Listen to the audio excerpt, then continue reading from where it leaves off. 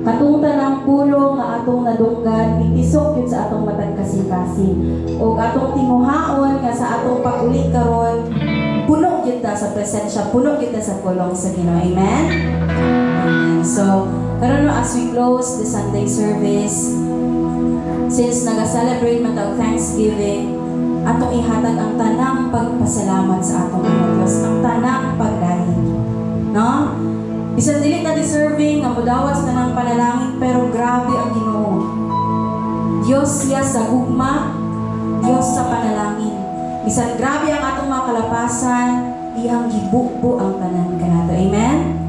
Palakpak daw sa tanang nagmaminautol o tanang ipanalanginan sa Ginoo. Amen. Hallelujah. Ang ginahangin tanan sa pagpalinggo.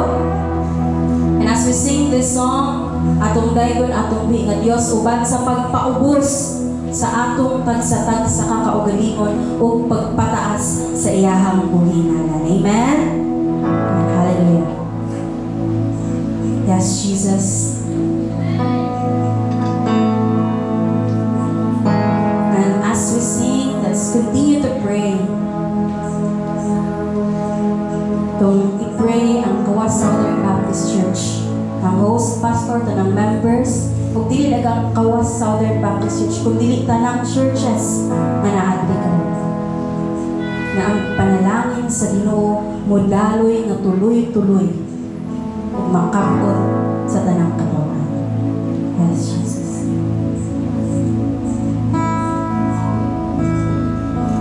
Yes, Lord. Worship your name, O Jesus. Nag-aawit kami, Lord, uban sa pagpakubos sa among mga kaugalingon ug pagpataas sa imong buhi nga lang tungod kay hari ka na mo, Diyos. Yes, Jesus.